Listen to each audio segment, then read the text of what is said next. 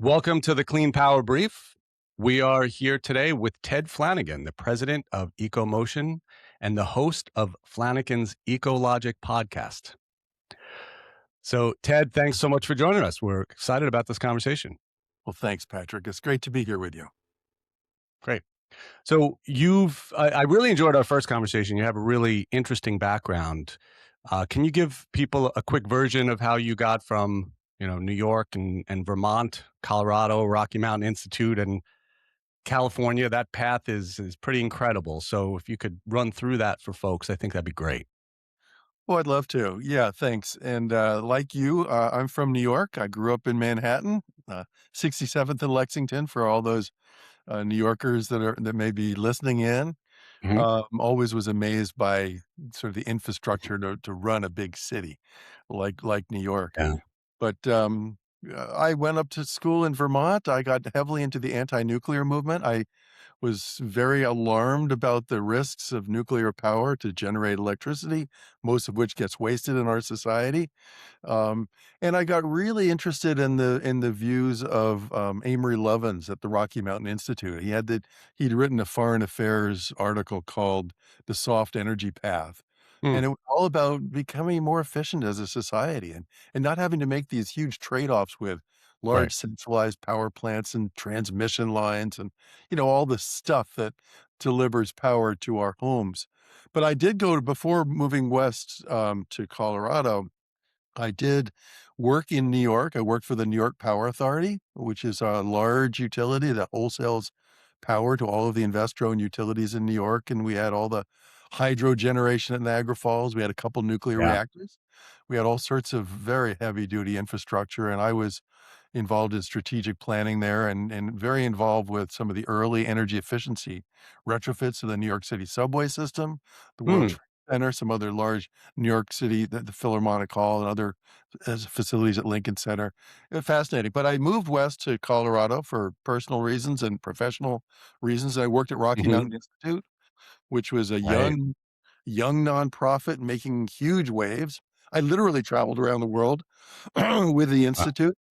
I was literally in the Kremlin with meeting with Gorbachev, with A really? with Amory Lovins and had just some fascinating experiences. I think I've now worked in over 24 countries on energy policies and issues I was funded by the MacArthur Foundation to study best practices around the country and around the world in terms of implementing energy efficiency, and that was an exciting project, and then I was minding my own business. I have an experimental solar house up in the mountains of Right. Colorado. I still own it, by the way, and I was minding my own business, and I was called up by a guy named S. David Freeman, who is a legendary, figure in the electric utility world, um, and he had moved to Los Angeles to head up the Los Angeles Department of Water and Power, and in his southern drawl, he said, "Ted, I want you to come and be the director of energy efficiency for the city of Los Angeles." And I thought, "Oh my god." I'd lived in California twice before, and I'd sort of shunned LA, as Right. most do, we're sort of environmentalists. But I thought about it, and I thought, "Well, that's a good challenge, isn't it?" I mean, I consider LA the land of conspicuous consumption, Right. and so I thought, if I could go be the director of energy efficiency. Now, LADWP serves 3 oil refineries, 3 Hmm.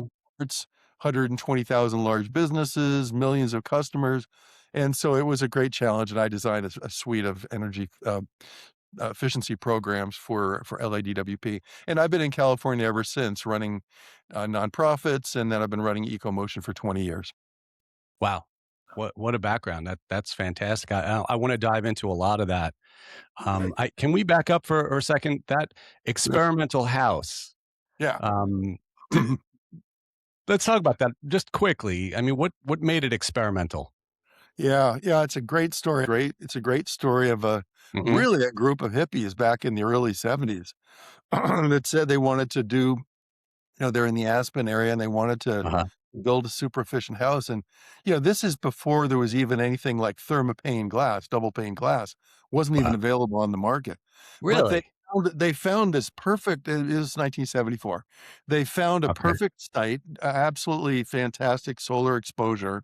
Uh, Mhm. in the sun in the winter in Colorado, December 21st, the shortest day of the year, it arcs at about, 20 degrees on the horizon. But, I had solar basically 365 days a year Wow. coming onto the spot. And they kind of burrowed the house into the hillside.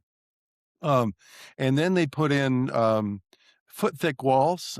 This was sort of double walled construction. That was an early technique where you wouldn't have any thermal break, or you have a thermal break between two layers of studs that were Right. building the Right. house.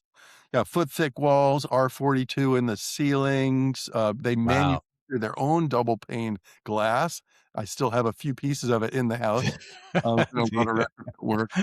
They put in a radiant heating system. So in the mountains of Colorado where you have all that sunshine, it works perfectly because you really need a lot of sunshine to heat your home in the winter.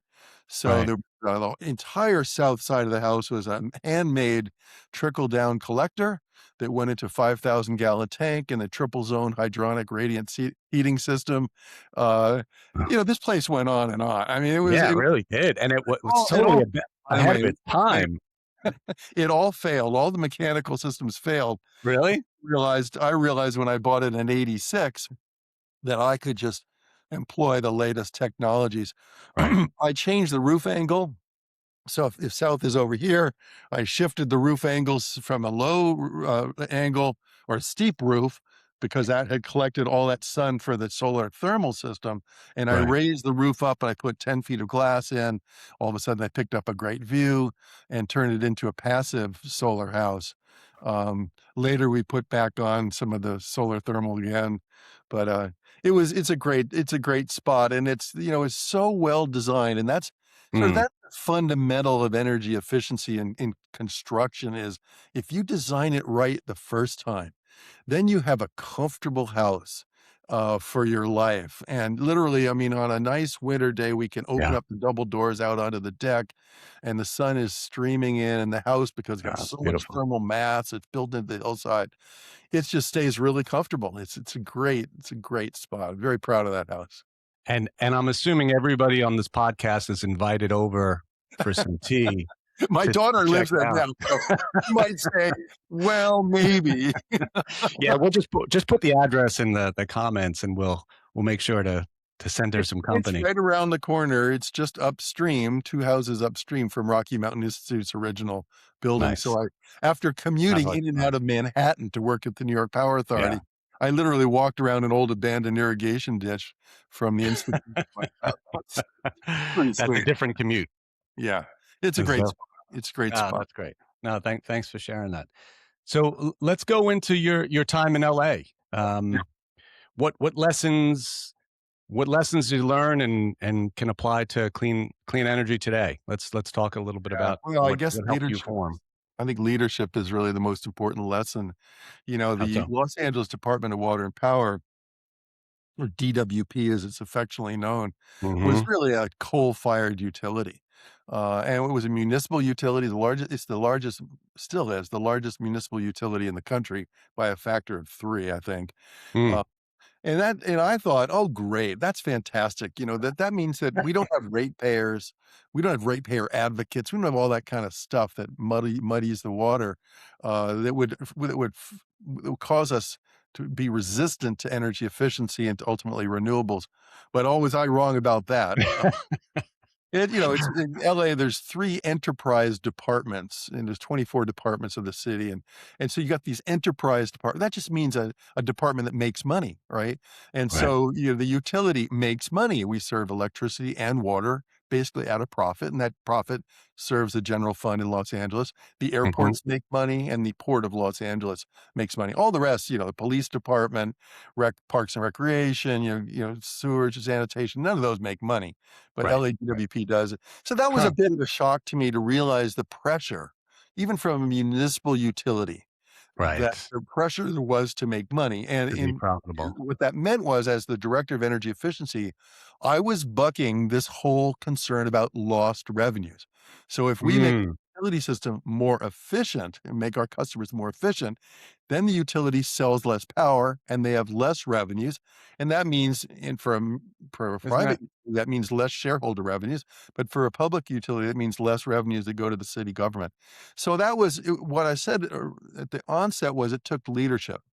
And David Freeman, or Dave Freeman, who's recently passed away, mm, was just that. Had been the head of SMUD, the Sacramento utility. He had been in Washington. He had a really amazing career, and he just believed in energy efficiency for all of its benefits. it's great. And so he really transformed. He was the beginning of the transformation of that utility from basically a coal-fired utility, cost plus power delivery service, to a utility, sort of a new age utility that promotes efficiency, distributed resources like solar on rooftops and on commercial buildings, ultimately got Mhm, into electric vehicle electrification, decarbonization. So it was a great experience working there, and I'm very proud of being. I was there at that really pivotal moment where it made that mhm. transformation. Yeah, I bet that really helped to form you. I think a lot of people don't understand that model for the utility, and it really surprises them. And Yeah. obviously, the way utilities were originally designed, there has to be a shift, right? There has to be a change because that expansion model was good, right? It served its purpose. But clearly, there's a lot to gain from energy efficiency, and you have to rethink your approach. So yeah, But that's great. I think we realize it is almost a Schumacher, small is beautiful thing, but our utilities Mhm. can be smaller. And I'm on the commission of my own city's municipal utility now, and it shouldn't be about being a big bad utility, that's got these huge power plants and everything. It's like, how do we best serve the people? Right, And, I want a small power bill, right? I wanna be right, able to solar on my own house. I want incentives to invest in better lighting systems and better HVAC systems, and all yeah, these things are better for me as a consumer, and they're better for our society at large. And so, yeah, the right, utility sector has gone through this amazing transformation in the yeah, past couple decades, really. yeah. So some more reluctantly than others, but Oh, yeah, yeah, there's still lots of concerns about lost revenues, and I yeah, won't go into yeah. performance-based Of rate course, making, but there was some really complicated sort of economic modeling to figure out how do you make the shareholders of an investor-owned utility like Con Ed or, right, National Grid where you are, how do you make those shareholders whole? And how do you give them their adequate returns while you reduce the amount of kilowatt hours that you sell out onto the grid? yeah, yeah. It's not a it's not an easy question. Obviously, everyone has their side, but it's never an easy thing to navigate. Yeah, right, So right. let's shift a little bit, if we could. Sure. Let's talk about EcoMotion. Yeah. So, for someone who's not familiar with EcoMotion, how would you describe what you guys do, where you fit in the market? Let's talk about that a little bit. Sure, sure. Well, our mission, I think, does a good job of starting sort of the elevator pitch. Our mission is the Uh huh. cost-effective greening of cities, corporations, and campuses. So the first half of my career was all about working with utilities and designing utility programs, but I just started working with consumers, and whether they're school districts or Hmm. city governments or individuals or corporations. But the first part of the mission is really important, the cost-effective greening. My degrees are in planning and economics, and one thing is that we all want a cleaner planet, but everybody wants to do it cost effectively. Nobody wants Right. the sticker shock of that could be if Flanagan had his way. so so we really focus on cost effectiveness. We do a lot of financial analysis, but let me give you an example. A school district Sure. on the border, in the border of California and Mexico, down in Chula Vista, 49 campuses, had been approached by all sorts of solar salespeople, wonderful people, all well-intentioned. Yep. The head of the school district, actually the business officer, heard about me, so called me up, said, "Ted, can you come down and talk to me? I don't know what to do." And I said, "Well, I can understand why. You got all these salespeople saying you should put solar on all your campuses." And I said, "Why don't you just Yeah. give us one campus and I had my team evaluate their power bills. We got all the interval data from the utility and looked at their consumption on a 24/7 basis and looked at their Mhm. bills and then did all sorts of spatial analysis. And I looked at the one campus and we came back and said, "Oh my gosh, if you optimize the rate that you're on, now utilities have all these different rates, and so there's ways that Yeah, you can shift rates. If we put solar the on big this one. and 100% solar or solar, so on an annual basis, we're 100% solar. If we put solar on this campus, we make a rate shift, we're gonna save X amount of money. Well, ultimately, at the end of the day, we put 100% solar on all 49 of the campuses, and that district now will save somewhere between 88 million and $100 million over the next 25 years with no money down. So that all Wow. sounds too good to be true, but there are a lot of really good deals out there for investing in efficiency and Right. investing in solar. And in this case, they just couldn't believe it, and it's been a hugely successful project. And really, one of the greatest successes, sort of, is the underlying success, is that every single kid that goes to school there will be going to school in 100% solar powered school, Yeah. realizing that that is the way of the future, right? And Right. Right. this can be done. So Yeah, just having that exposure and seeing, like you said, too good to be true. Not to me personally, right? I don't need to be convinced that the economics can be that good, but clearly not everybody's in that camp. yeah, But you make a great point. I think when you have students with impressionable minds of any age going to a school or a campus and seeing that that light is turning on indirectly because of the sun is kind of an incredible thing, and it normalizes it in a way that nothing else could. So that's yeah. great. That's a great success story. Thank Yeah, you. we're the company, we're an owner's rep, so we're not an installation company. What we'll do is Hmm. we'll do sort of an independent financial and spatial analysis for a client for solar, and we have done lots of efficiency projects too. Hmm. Uh, if the project looks good, we'll help them get the right contractor on board. And the schools and the corporations that we work with, nobody knows who to trust, and so Right. we have a lot of experience, and we can help guide them. And then when they're building the project, we're there doing what we call project oversight and quality control, and then we monitor projects. We've been monitoring projects for different clients for Yeah. over 10 years to make sure that those savings are ongoing and that, inverters, if the inverters have failed, we get them replaced. If combiner boxes have burned out, we're getting them replaced. And so we're managing we manage sort of what I call smart energy management for clients. And, Yeah. schools are in the business of educating kids, and Right. other corporations are, whatever they're manufacturing or whatever they're selling, that's their expertise, and we come Yeah. in as subject matter expert.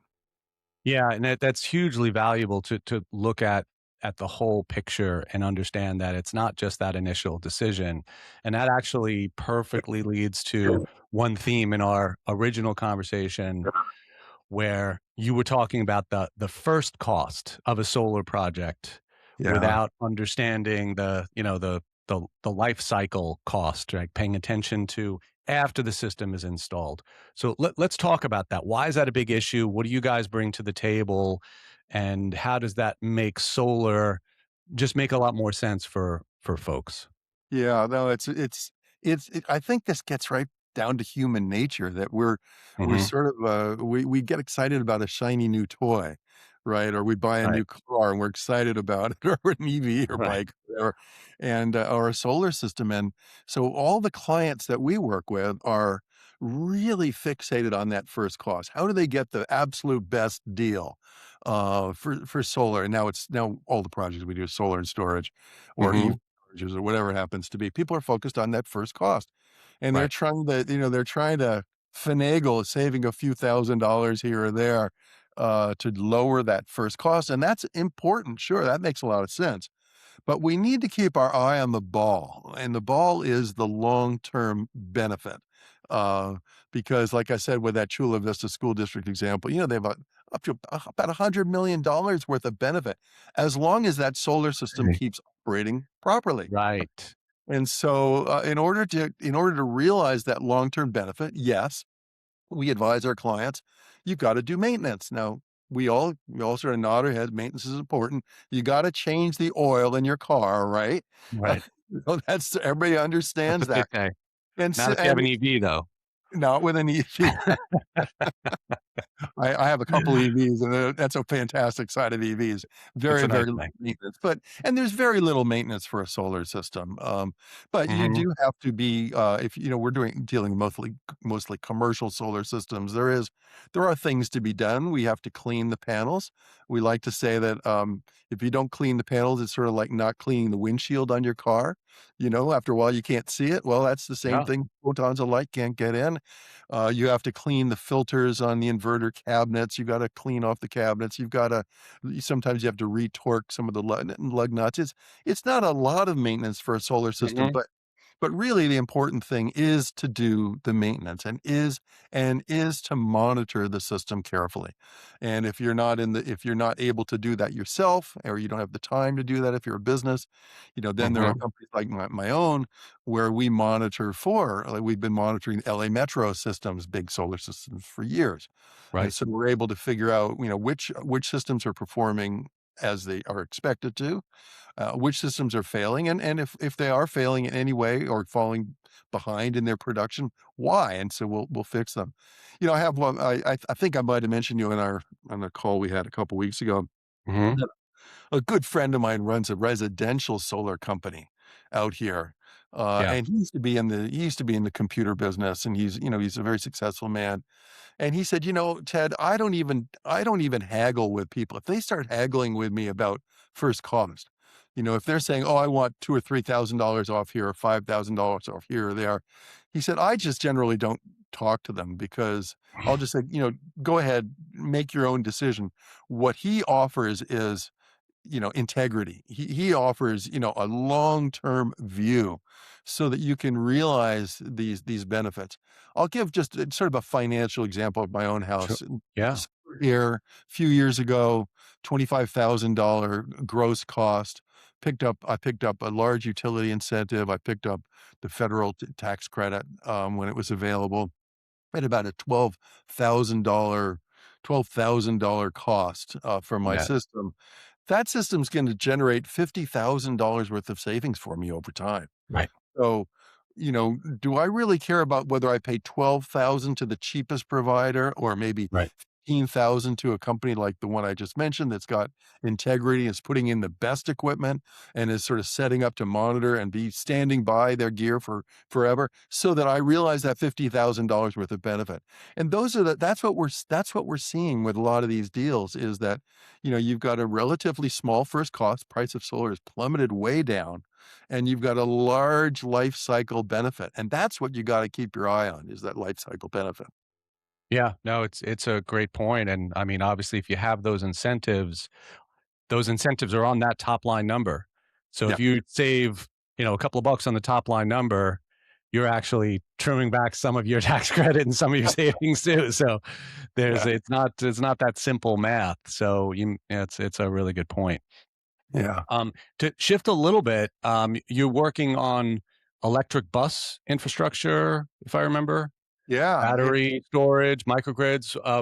So let's talk about that. What are some of the challenges in transportation, energy planning to start to Yeah, well, that's merge? one of Yeah. the great that's one of the great I just wrote this white paper on an ultimate disruption, I call it, of the power sector, where things are all Mm, changing. Just as we've gotten more efficient as a power sector, right? We're now adding these huge loads. Now, electric vehicles come into right. to the power sector. Now instead of it's just powering buildings and industries and lights and homes and schools, now Mhm. we're powering electric mobility. So EVs and now electric buses. There's, also building decarbonization, so building electrification, data centers. These are all creating new loads. But I'm really crazy excited about electric vehicles and Yeah, their me too. integration with the grid. Because, think about, the possibility that as we all shift to driving electric vehicles, and now in California, like 1 in 4 new vehicles is an EV. They're all over the road. All the school districts I work with are getting electric buses. I can talk about one project if you want that I'm working on right now. Um, but the possibility is that these EVs become integrated with the grid, and so that when our EVs are not in use, they'll be plugged into our homes, which are plugged into the grid, and the grid will be able to draw on those batteries. Some really exciting stuff. And then if the grid does go down, your EV will be able to power your home. And if you think about it, I'm working now for a school district. We just got a grant for 6 electric buses. Hmm. They were going to power those buses by buying power from their local utility. They asked me to take a look. What if we put, large solar, I call them solar ports, solar carports, Yeah. shade structures over those buses. It'll keep them cool, by the way, as well. Big But we deal. put solar over those buses, and here we are in Southern California. We've got lots of sun, and Definitely. then we directly charge the buses, and we also charge a large battery bank that we have there. And all of a sudden, when we looked at the economics of doing that, Patrick, just for 6 buses, and Uh-huh. we small example, but it's a good one. Then all of a sudden, we were looking at about $4 million worth of savings by Wow. doing the solar and storage versus buying power from the grid. But it gets even better than that because now imagine that the grid goes down at some point, and it does. The grids do fail Hmm. periodically. Well, then Yeah. all of a sudden we've got solar and storage, solar with batteries, and we've got the buses, and we can recharge the buses with solar and storage. We can recharge white vehicles that they have, the rest of their fleet, as well. And the story gets even better because we just had lunch. I just introduced the head of the utility with the head of the school district, and neither of them really understood the synergy that is here at hand, which is that if the grid is stressed out on, say, a hot summer day when everybody's using their air conditioning, we have no students in schools, we don't need to use the buses, then we have all that battery power in the buses and in the batteries that are right there, then we Right. can discharge that to the grid to keep the grid functional. So Right. it's that integration that really excites me.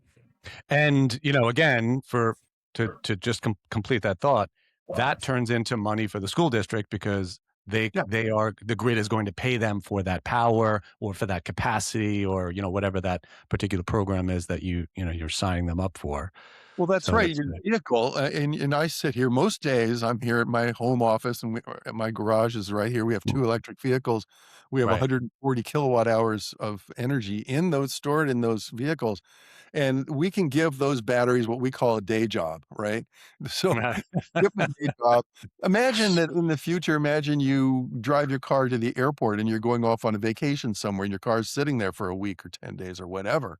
If you're part of a utility VGI, vehicle grid integration program, your car can earn you money when you go there. I always give the example of this stadium, the Johan Cruyff Stadium in Amsterdam, that is being designed for vehicle to grid integration so that Mhm. fans come to the stadium, they plug their car in, and Right. they're part of a subscription service. You get a discounted football ticket if your car is actually helping to power the stadium, and that brings down the peak demand for the stadium, which lowers its operating costs, and there's a real win-win there. So that's what Yeah.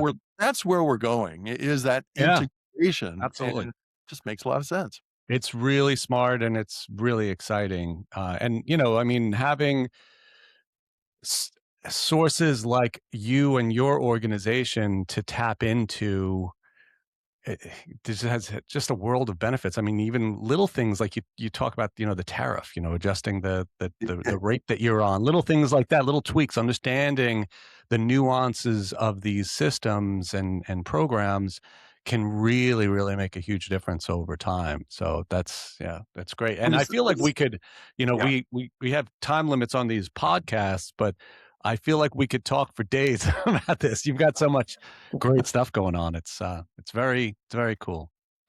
Well, So let's talk about the next chapter for you guys. What's next for well, for you and it's your team? more of the same.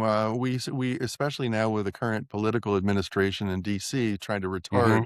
progress on clean energy, and more than ever, we need our voices to be strong and our logic ecologic to be pronounced and Yeah. convincing. So I am, as you can tell, even though we do a lot of financial analysis and we're very objective, I am a huge advocate of caring for this planet of ours.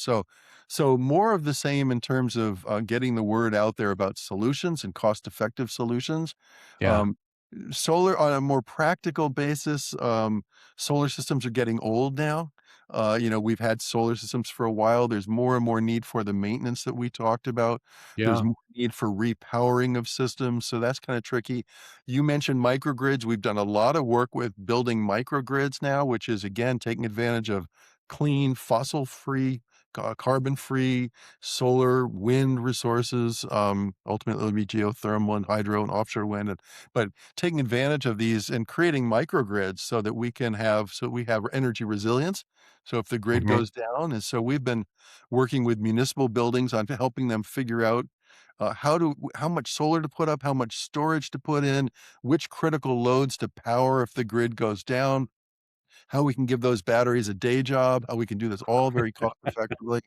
Um, it's pretty exciting because what we're Yeah. really gonna see, I think we're gonna see an ongoing transformation of the utility sector from being these large vertically integrated monopolies to being Mhm. have these regional microgrids that are strategically interconnected and coordinated or integrated with the vehicles as well, Right. and what we call flexible resources. So yeah, more of the same. We're working right now for a large agricultural producer. I can't say their name. They're up in the Central Valley. They have about 15 megawatts of solar. Like many clients, they Mhm. invest a lot of money. They have no idea whether they're getting the actual savings that they should. So we're helping sort that out for them. Right. You know, Uh, it carries on, and so, yeah, you can tell I love what I do. There's yeah. lots of people like me out there. There's lots of companies that are doing really good work, Mhm. and really good strategies for consumers and for Yep. utilities as well, so to And create. we need more and more folks Yeah, we like do. you. Yeah, Yeah, absolutely. yeah. So where can people learn about EcoMotion and connect Oh, with you? well, you're kind to ask that question. We have a website. It's loaded up with information. I mentioned white papers. All of our podcasts are up there. We're at now 275 episodes of our podcast, which is like what you're doing, which I applaud what you're doing. It's all about finding Thank solutions. you. Our website is ecomotion.us, www.ecomotion.us. That's ecomotion is one word. All our contact is information is on there, and I like to think that we are really the honest brokers of information. And Mhm. if you're living in we used to have an office in Boston. We've worked across the country. We worked in many parts of the world. Yeah. Um, but I am a consummate networker. And as you know, in fact, you and I found two or three people we know in Yes. common. And you're in New York. Uh, Right. but I'm happy if any of your listeners are listening in and they want me to suggest people that are in their area. I often can do that as well. That's great. Okay. Well, Ted, this has really been fantastic. I very much appreciate you joining, and perhaps we'll have another one in the future. But all the best, and thank you again for everything. Thank you very much.